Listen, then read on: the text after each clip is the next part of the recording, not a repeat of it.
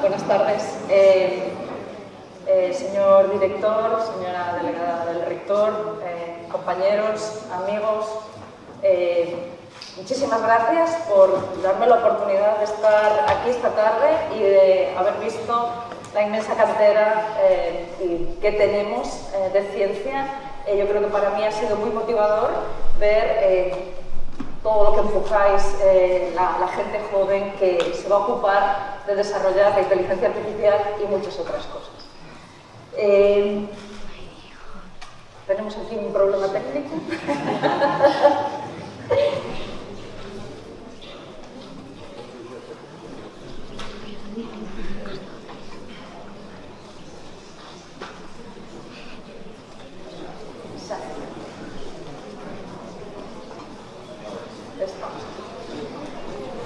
Bueno, eu quería falar un poquinho o máis curto posible, porque xa estamos todos un poquinho cansos, así que non vos quero aburrir, sobre o desafío do futuro que é a inteligencia artificial. E o primeiro que me plantexo aquí é, realmente somos todos tan futuristas? Pois...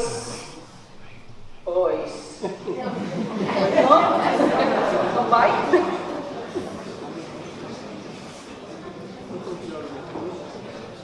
Non vai? Sí. Xa dende que o mundo é mundo, queríamos insuflar inteligencia en seres inanimados ou en entes. E así na mitoloxía grega ou na mitoloxía xudía temos elementos como o xigante que vigilaba a isla de Creta ou o golem que vagaba por as calles. E despois, máis adiante, toda esta idea de reflexar inteligencia está presente na literatura e no cine, non?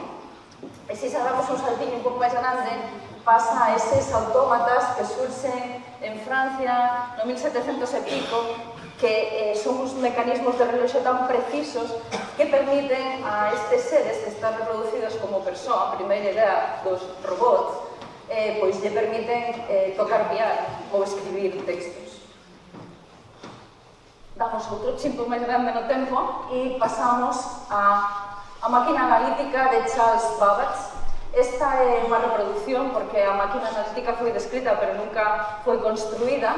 O que sí foi construído foi o primeiro algoritmo automático que se debe a unha muller, Ada Lovelace, a primeira programadora e a inspiración dese lenguaxe informático que se chama Ada.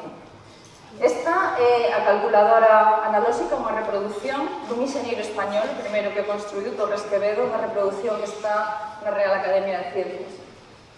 E dando outro pequeno saltiño xa, chegamos a este señor que é o pai da computación e o pai da inteligencia artificial, o señor Alan Turing.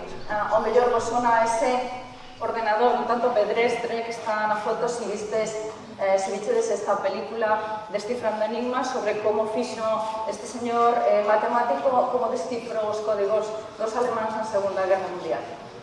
Como digo, Alan Turing é o pai da computación e tamén o pai da inteligencia artificial. Ele propón a máquina universal, que é unha máquina que pode realizar calquer tarefa de cálculo senta, como digo, as bases da computación, e é relevante pensar que en esta época non existían os ordenadores como os concebimos agora, non? Tamén plantexa o que se chama o test de Turing, o xogo da imitación. A película en inglés chamase The Imitation Game. E el escribiu un artículo que se chamaba As máquinas de computar e inteligencia, Computing Machinery and Intelligence, que publicou nunha revista cun nome tan pouco computacional como Mind, mente. E este artículo empezaba coa súa célebre frase: poden pensar as máquinas? E el plantexaba neste artigo que as máquinas poderían competir cos humanos en aspectos meramente intelectuais e que poderían engañarnos, e plantexou moitas cousas moi visionarias que aínda hoxe en día empezamos a traballar con elas en inteligencia artificial. Este xogo da imitación que decía el, que é o test de Turing, pois é un test moi interesante para a inteligencia artificial, pero tamén en certo sentido subiu moito as expectativas porque estaba moi basado na linguaxe. Se basa en que diríamos que unha máquina é inteligente cando temos un observador humano en unha habitación e noutra habitación, que ele non pode ver, hai ou unha computadora ou unha persoa. Se a computadora é capaz de enganar ao observador C facéndolle creer que é unha persoa, entón diríamos que a máquina é inteligente. Como digo, está moi baseado na interacción da linguaxe natural e en realidade non se batiu por primeira vez o test de Turing ata o ano 2014, na que un chatbot que se facía chamar Eugene Guzman engañou unha porcentaxe importante de suíces facéndose creer que era un adolescente, creo que de nacionalidade polaca. Ben, volvendo ao tema da inteligencia artificial, pasan uns cantos anos desde o artículo do profesor Turing hasta que este nome se acuña, inteligencia artificial. O fan unha serie de persoas, eran uns pouquiños, como menos de 12 persoas, que se reúnen no ano 56 nunha universidade ao norte de Estados Unidos. Eles traballaban no que chamaban informática teórica, pero procedían de moi diversos campos, desde a teoría de control, cousas que tiñan que ver cos autómatas, cuestións que tiñan que ver ca aprendizaxe. Entón decidiron chamar a ese novo campo inteligencia artificial, e a súa idea era sair máis alá do que plantexara Turing e pensar como podíamos implementar esas máquinas que podían pensar. Bueno, e sempre que oímos falar de inteligencia artificial falamos de algoritmos. Entonces, hai unha pequena confusión a veces sobre que é un algoritmo e se todos os algoritmos son inteligencia artificial. En realidad, un algoritmo é un conxunto de instruccións como unha receta que un ten que executar paso a paso que lle permiten conseguir un objetivo determinado. Por exemplo, ese pode ser un algoritmo para facer a raíz cuadrada dun número calquera. A IA, a inteligencia artificial, usa algoritmos, pero é certo que non todos os algoritmos son inteligencia artificial. Se eu lle digo agora a vostedes que teríamos que identificar se unha fotografía dun animaliño destes é un can ou un gato, seguro que todos saberíamos facelo, non? Porque os humanos sabemos facer isto e moitas máis cousas máis complicadas. Pero se temos que diseñar un algoritmo para recoñecer eses cans e eses gatos, pois xa a cousa non é tan fácil, non? Como facemos esa receta? Pois ten dúas orellas, é peludo, anda catro patas, pero os dous o fan. Non vale isto de... Non temos un vídeo, temos unha foto. Non vale que ladre ou que maule. Pero todos o saberíamos facer. Entón, a inteligencia artificial tamén ten algoritmos, só que os algoritmos teñen un aspecto un pouco diferente. Esos algoritmos, por exemplo, isto é unha arquitectura dunha rede neuronal profunda, o que fan é aceptan unhas entradas, unha entrada neste caso, e con unha serie de capas, pois extraen as características que consideran relevantes da fotografía e nos din que finalmente, despois de entrenalas, con varias imágenes, serían capaces de recoñecer para unha imaxe nova que non viron antes se iso é un can ou é un gato. E iso son o tipo de algoritmos que hoxe en día triunfan en inteligencia artificial. Porque xa levamos un pouquiño falando de inteligencia artificial, pero ainda non definimos que é isto, non? Inteligencia artificial, bueno, puse en dúas definicións, a Real Academia, máis a que usa a Unión Europea na súa lei. Básicamente é un sistema que desenvolvemos os humanos que actúan de xeito máis ou menos autónomo nun entorno físico e que son capaces de interpretar datos que poden ser estructurados ou non, que son capaces de razoar, que son capaces de decidir sobre determinadas situacións. E claro, hai moitas áreas da inteligencia artificial: conocemento, razoamento, planificación, procesar linguaxe natural, que como dixen é a base do test de Turing que se batiu hai moi pouco, porque non fai moito que conseguimos levar a linguaxe natural ou a visión artificial, interpretar imaxes ou vídeos ao nivel e máis alá do que facemos os humanos, e a aprendizaxe automática, que é a aprendizaxe a partir de datos, que é a parte da inteligencia artificial que triunfa hoxe en día, porque poderíamos separar dúas grandes fontes das que bebe a inteligencia artificial para poder traballar os algoritmos. Unha delas é a vou relacionar coa historia, este é o período inicial. Unha delas é o coñecemento. Como podemos codificar a inteligencia? Pois metendo o coñecemento dos expertos nestes algoritmos. Con isto temos os sistemas expertos, que foron unha das épocas que chamamos primaveiras en inteligencia artificial. Estes son os invernos. cando nos retiramos os investigadores aos carteles de inverno, ou seja, a academia para seguir investigando porque non conseguimos éxito industrial. Os sistemas expertos foron un éxito innegable, pero tiñan unha ventaxa que era que cando accedemos a iso moi interpretables e podemos ler que hai ali dentro, pero son pouco escalables e son difíciles de manter. Entón, pasamos un inverno hasta que chegou esta, o que se chama eterna primavera, por un momento, da inteligencia artificial que está baseada en datos. Estes sistemas, que digo son os que triunfan hoxe en día, pois teñen a ventaxa de que, dende logo, son moito máis escalables e máis fáciles de manter, pero teñen outros problemas dos que falaremos despois, entre eles a difícil interpretabilidade e a falta de transparencia de moitos destes algoritmos que son realmente complexos. Vale, entón, se dicen que a inteligencia artificial é do ano 1956, por que agora isto se fai famoso de repente, non? Pois porque pasan moitas cousas que algúns das cuestións que escoitei esta mañá dos vosos proxectos mencionou. Primeiro, temos un aumento brutal da digitalización. Podemos sensorizar prácticamente calquera proceso do que temos moitísimos datos.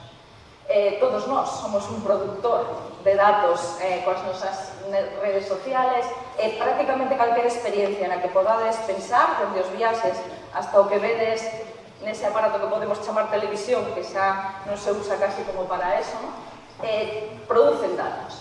Todos estes datos son os alimentos das algoritmos de inteligencia artificial e contamos con infraestructuras e plataformas que nos permiten procesalos de xeito rápido e económicamente viable. E, ademais, eso non solamente lle dá, digamos, máis áreas de traballo a negocios e aplicacións, sino que incluso crea novos negocios e despois falaremos un pouco de todo eso. E iso vai acompañado, ademais, da oportunidade de crear sistemas máis complexos, máis rápidos, máis precisos. Básicamente tamén contamos con algoritmos matemáticos moi sofisticados, abaratamento da computación en nube, interconectividade, cambios sociales, porque non solamente estamos falando de un cambio tecnolóxico. A inteligencia artificial é unha revolución e está cambiando totalmente a nosa sociedade, non? Igual que antes o fixo, pois a electricidade ou a máquina de vapor. E para que sirve a inteligencia artificial?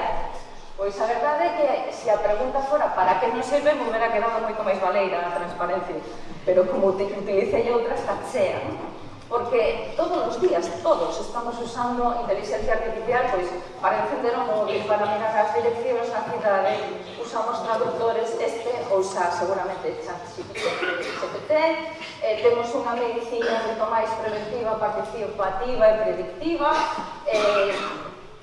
leemos nos xornales que si tal hospital ou non se comprou un robot Da Vinci que nos permite operar de xeito moito menos invasivo, non sei, contidos, aproximacións á agricultura e a gandería moito máis sostible, unha educación posiblemente moito máis personalizada, incluso chegamos ás fronteiras do que se supón a creatividade humana con proxectos como este que completaron a 10ª Sinfonía de Beethoven. Entonces, é unha disciplina transversal que toca prácticamente calquera campo. As ciencias sociais, as humanidades. E a veces nos topamos con algún mito como este, que supoño que desto estuvestes falando tamén esta tarde, como que a inteligencia artificial superará aos humanos e os dominará. Malas noticias, xa nos superou.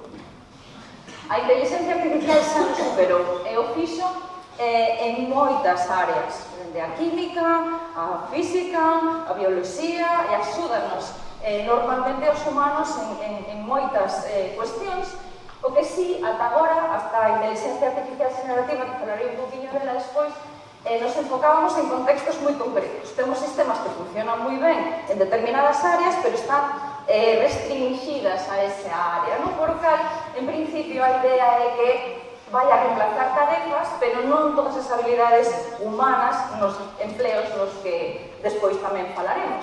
En canto a dominarnos, pois, por o momento, As máquinas non teñen voluntad propia, non temos ninguna indicación de que teñan ninguna intencionalidade, entón é a nosa responsabilidade programar máquinas que non nos dominen. Non vexo ningún motivo para facelo de outro xeito.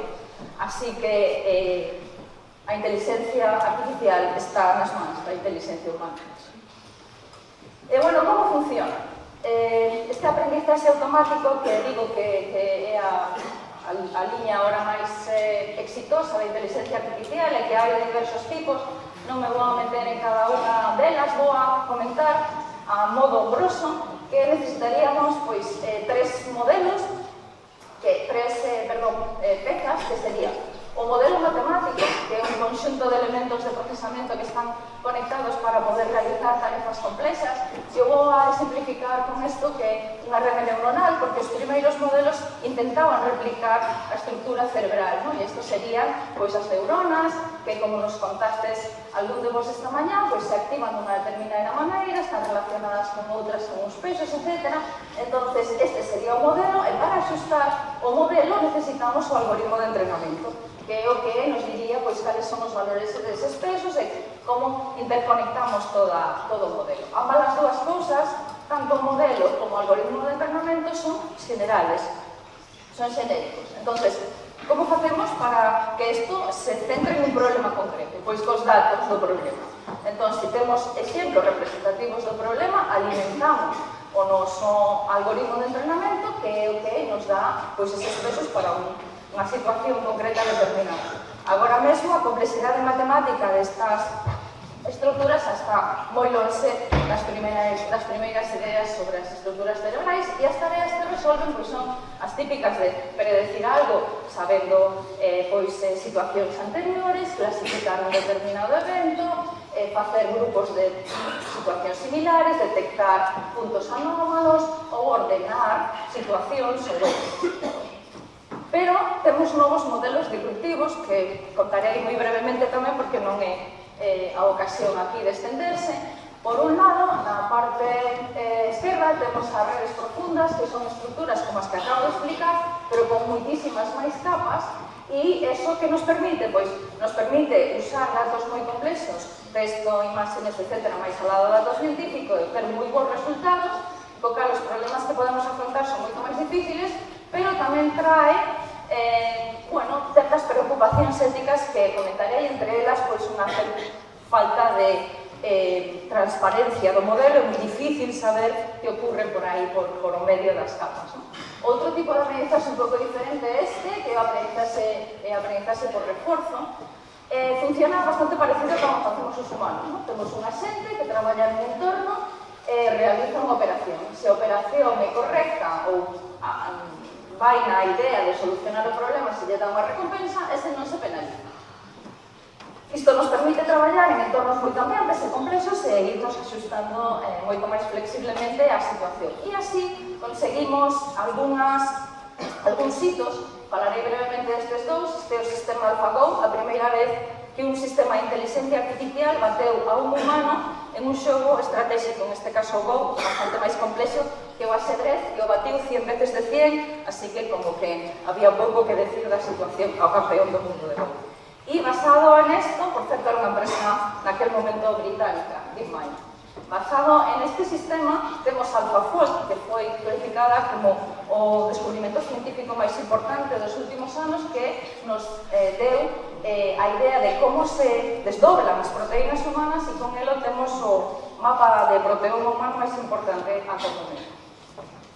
E o último, que seguro que todos oístes falar deste tema, é a inteligencia artificial generativa, con aplicacións como ChatGPT, DALL-E ou Midjourney.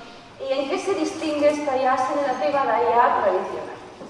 Bueno, se eu lle digo a un algoritmo como de Google, de búsqueda de Google, que tamén é un sistema basado en inteligencia artificial, que me diga cales son os retos da inteligencia artificial no século XXI, pois o que me devolverá será unha serie de links nos que eu podo pinchar, estarán bordeados según a importancia que lle dá o algoritmo, serei eu como usuario que entrarei aí e mirarei que podo sacar de aí, pero son eu a que decido o contido.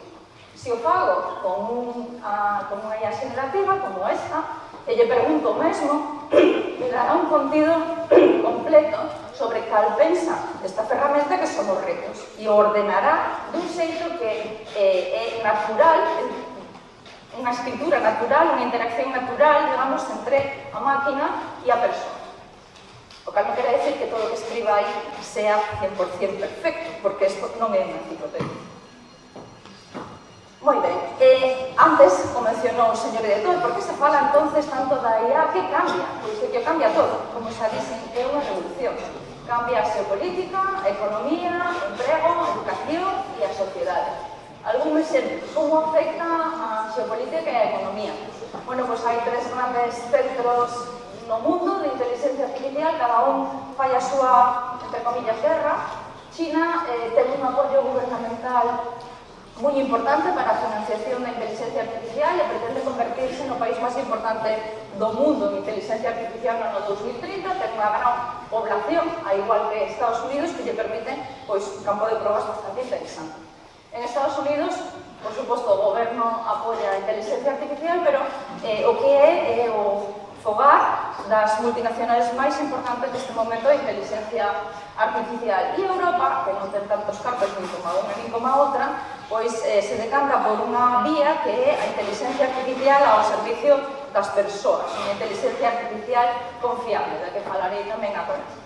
Para ver o importante que é isto na economía, pois estas son os rankings de empresas por valor en bolsa deste ano. Podemos ver que das 5 primeiras, pois 4 delas teñen que ver con nova tecnoloxía, todas elas son norteamericanas, mentras que nos anos anteriores pois víamos que eran outro tipo de empresas, pois as empresas petroleras, de automóviles, as que copaban eses primeiros postos.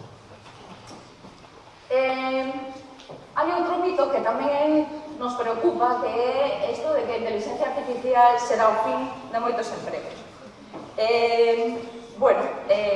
Estamos vendo que o panorama do emprego en realidad cambia moito, non?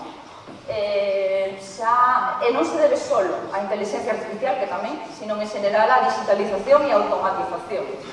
O que vemos é que habrá traballos que están desaparecendo, como poden ser os caxeiros nos supermercados ou nas autopistas, o podemos ver todos os días.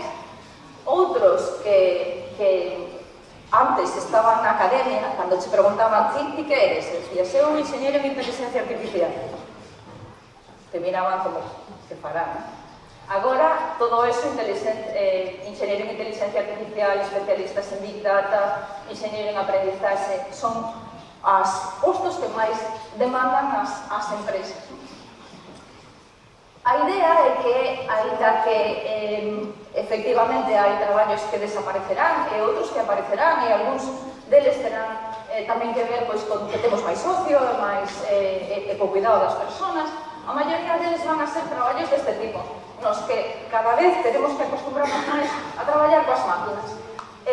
Por tanto, eso significa que necesitamos un cambio brutal na educación. E aínda que estamos empezando a asomar con isto,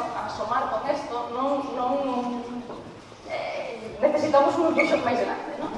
Pese a que cada vez máis os empregos do futuro e do presente demandarán competencias digitales altas, o que ocurre é que España non está entre os países do mundo que máis graduados STEM hai, así que o día de hoxe é un bo momento para chamarnos a traballar en STEM, e vemos que en Europa, pois España non é dos países onde máis graduados STEM temos. Que temos que cambiar? Todo. Desde os niveles educativos de primaria, secundaria e bachillerato, donde as competencias digitales e informáticas son opcionales, ata fomentar algunhas cousas que polo camiño nos fomos olvidando, que son máis generales, menos específicas, pero que vamos a necesitar para un mundo futuro en continuo cambio, ¿no? Como cousas como as que vimos hoxe, a curiosidade, a intuición, a capacidade de identificar, etc. A universidade necesita cambiar moitas cousas. Necesitamos ser moito máis flexibles, máis interdisciplinares, cada vez máis. A inteligencia artificial tens que traballar con xente que traballa en lingüística, que traballa en psicología, en socioloxía, en filosofía, non en matemáticas, por suposto. E eso, o que ten que cambiar esta situación, onde vemos cales son os porcentaxes en Europa e vemos que en España estamos aquí, baixando, xunto con Polonia e a República Checa, mentras que os demais países crecen. Así que, por eso vou a repetir, días como xe son moi importantes e tamén eventos como o que tedes hoxe aquí deben de servirnos de exemplo a todos. Moitas outras veces decimos que a IA é obxectiva, a tecnoloxía neutra e a xente di, pois eu prefiero que me goberne unha inteligencia artificial ou que me dé o resultado do meu litixio unha inteligencia artificial. Pero a malas noticias é que a tecnoloxía non é neutra. Existe falta de diversidade nos equipos de desenvolvemento, eso pode traer tamén problemas éticos e de sesgos, e necesitamos implementar principios legales e éticos na inteligencia artificial. A que se debe esta situación? Pois a que moitas veces nos centramos na cantidad dos datos e non na calidade, que é o máis importante. É porque o uso de datos masivos pode traer consigo estas cuestións, sesgos, rupturas de privacidade, posibilidade de vigilancia exhaustiva. Vou pasar rápido por algúns exemplos, porque tampouco en plan de agobiarnos. Estos son algúns exemplos de problemas de privacidade. Por exemplo, unha aplicación, Lensa, na que subes unha serie de fotografías e che devolve, non sei se con isto podo señalar, se devolve pois unha imaxe túa no estilo pictórico que queiras. Que problemas ten? Pois, por exemplo, lle devolve as usuarias mulleres fotografías moito máis sexualizadas. Non ten en conta os dereitos de autor das persoas nas que se baseou para utilizar para estes estilos pictóricos. E non queda moi claro que fai coas fotografías cando ti as subes, que teñe que ser ata por suposto, tens que ser maior de edad, non está tampouco moi claro que o faga, que o comprobe. O mesmo que historias similares as de ChatGPT, que sabedes que OpenAI está demandado por usar textos que foron producidos en periódicos, por exemplo. E estes son cousas como que cruzando aplicacións nas que os datos están protegidos, eres capaz de acceder á identidade cruzando varias e tendo en cuenta, por exemplo, aquí, que podes identificar a alguén solo por a súa data de nacemento, seu sexo e o código postal. Estos son noticias recientes do periódico sobre fallos en este sistema ou que pasa cando este cacharriño que temos na casa que aprendeu o mapa da nosa casa se lle vende a outra compañía que se queda con esos datos. E isto son exemplos de privacidade, tamén de violación de privacidade, son o caso da esquerda, son persoas que subiron esas imaxes súas a Instagram. E aquí é como isto se pode cruzar coas cámaras da calle, podemos identificar as persoas que están alrededor, moito máis se temos un sistema de identificación. A falta de diversidade nos equipos é importante. Casi todos os equipos están formados por homes blancos de nivel medio alto económico. Que significa eso? Pois significa que cando ti desenvolves unha aplicación moitas veces o faz pensando como é o teu mundo. E claro, non o mundo de todo o mundo é diferente, hai moitos mundos neste. E, por exemplo, por poñer un par deles, pois ao principio as aplicacións tipo asistentes virtuais, pois cando eran asistentes persoales, as voces iniciales eran femeninas, bastante sumisas, e se tiñan imágenes, pois eran unha muller xoven e atractiva, cando outros, como este, que funciona máis como oráculo, non como asistente, teñen unha voz masculina. Eso xa está arranxado e agora, pois, son estas as imágenes nas que nos enfrentamos. E isto, por exemplo, é outro caso, que é os sistemas de reconhecimento facial, que funcionan bastante ben para os homes de raza blanca e fatal para as mulleres de raza negra, ou muitísimo peor para as mulleres de raza negra. Outras teñen que ver pois co uso de que se chaman embeddings, que nos permiten traducir textos naturales a vectores que despois poden traballar sobre os traductores para poder nos permitir facer simetrías. Entonces, a idea é que ti poidas facer asimetrías se utiliza a palabra rei para un home, utilizaría a palabra reina para unha muller. Pero cando vamos á estadística, despois nos dá equivalencias como se o pai é médico, pois a nai é enfermeira, ou o que vemos aí abaixo. E este é un sistema de recoñecemento de voz este sería para os homes e para as mulleres, que funciona bastante peor para as mulleres, entonces non ten moita importancia se o mellor é para subtitular un vídeo, pero se lle estás dando órdenes ao teu coche autónomo, pois igual, sí. O tema das falsificacións é outro tema importante, non? Oímos falar pois, de imágenes como estas, que son falsas, do vídeo deste expresidente dos Estados Unidos chamándolle idiota a Trump, que nunca foi verdad, ou deste señor rendíndose a Rusia, que tampouco é verdad, de fotografías falsas, e o caso que tuvemos en España destes rapaces que usaron pois, aplicacións coas que falsamente desnudaron as súas compañeras. Isto ademais introduce o problema de que se poblamos internet con cousas que son falsas, cada vez os sistemas de contido como ChatGPT recuperarán cada vez máis, tendrán posibilidade de recuperar documentos falsos. Temas de transparencia e explicabilidade, os que xa contei, porque cada vez os sistemas son máis complexos. Temas que teñen que ver coa vigilancia que se pode exercer a través dos dispositivos que levamos, os wearables. Por eso en España temos xa unha Carta de Dereitos Digitales con respecto a isto. Cuestións que teñen que ver con outras cousas que esta tarde me pasaron, por exemplo, en un cuestionario que me deron algúns alumnos para que lle conteste, que teñen que ver coas armas autónomas ou a posibilidade de vigilancia exhaustiva. E, por último, falarei un poquinho da sostenibilidade da inteligencia artificial. Cada vez estamos falando máis de que necesitamos un mundo máis sostible, pero a inteligencia artificial que debería cooperar para iso, para poder afrontar a idea de ser cada vez máis precisos, cada vez somos máis complexos. Antes crecíamos de xeito máis ou menos lineal e agora pues, crecemos de xeito exponencial. Iso significa que cada vez son sistemas máis complexos. No ano 2022, por exemplo, GPT-3 tiña 1 trillón de parámetros que había que ajustar. E iso que significa? Pois significa, para que nos hagamos unha idea, que entrenar GPT-3, o 4 moito máis grande, consumiu estas cantidades. 1.300.000 kWh, un equivalente a arrexar a atmósfera 552 toneladas de CO2, e consumiu 700.000 litros de agua para refrigerar os centros de datos que alimentaban o algoritmo. Que iso ven sendo o consumo anual de 126 casas ou o CO2 que arrexa a atmósfera un coche que recorre 700.000 km. E non solamente eso, senón que usar o cacharriño ten tamén o seu coste.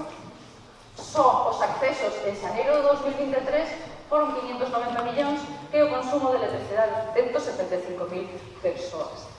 Como vemos, pois cada vez máis crece as emisións á atmósfera de CO2 para a inteligencia artificial.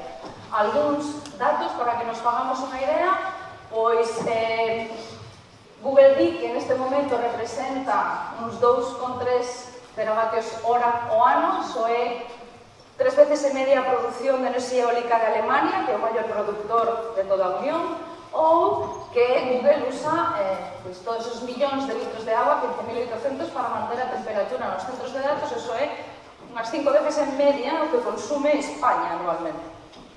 Entón, isto non pode seguir crecendo e temos que traballar no que se chama a nova inteligencia artificial ou a inteligencia artificial verde ou frugal, na que temos que ter en conta repercusións medioambientais, sociais e económicas da inteligencia artificial e, por certo, por lo tanto, necesitamos cada vez máis multidisciplinaridade, porque necesitamos ser tamén sostibles coa inteligencia artificial. Necesitamos un asesoramiento multidimensional balanceado de todas as repercusións e, por tanto, axustar non só con precisión, sino tamén tendo en conta outras cousas na inteligencia artificial. E, bueno, isto se ten en conta por a regulación, que con isto xa casi vamos a acabar. Pois sí, a Unión Europea puxo enriba da mesa xa a idea desta inteligencia artificial confiable, e entre elas pois está que as máquinas non toman decisión, son os seres humanos os que as toman, que os datos teñen que ser privados, que os sistemas deben ser transparentes, e cando unha máquina toma unha decisión que nos afecta, lle poderíamos preguntar por qué, que non teñan sesgos, que exista unha consideración con respecto ao medio ambiente e que sea responsable. Con eso, no 2021 puxose sobre a mesa a Lei de Inteligencia Artificial que se acaba de aprobar, e para que nos hagamos unha idea do rápido que vai todo isto, pois tuveron que pasar moito tempo discutindo o tema a finales do 2023 porque houve que discutir a inteligencia artificial generativa, que no 2021 non estaba. Entonces, esto é importante e necesitamos, por suposto, regular con certa pausa, pero tamén con certa presa. A lei se aprobou recentemente, neste ano, en marzo, se publicará en algún momento entre maio e no verano, e as prohibicións entrarán en vigor 6 meses despois, e finalmente as obligacións de alto risco, que son os sistemas que están máis regulados aí, pois entrarán en vigor no 2017. Unha cousa que me parece importante é que a lei crea unhas axencias de supervisión ética da inteligencia artificial. A primeira axencia que se creou foi a española, porque España se ofreceu como campo de probas para a regulación, e esa axencia española estará situada na nosa comunidade autónoma.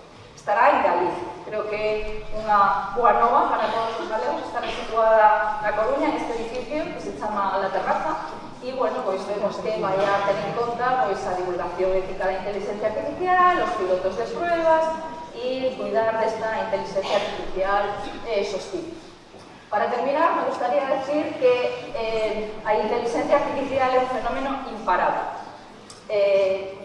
Pero necesitamos esta seguinte xeración IA que sexa unha ferramenta transversal, transparente, sostible, é dicir, necesitamos un cambio de paradigma, necesitamos identificar os riscos, necesitamos formarnos todos no que pode e non pode ou no que non debe facer a inteligencia artificial, e temos que pensar, sobre todo, que é unha ferramenta que temos nas mans cun impacto que pode ser enorme e moi positivo para todos os humanos.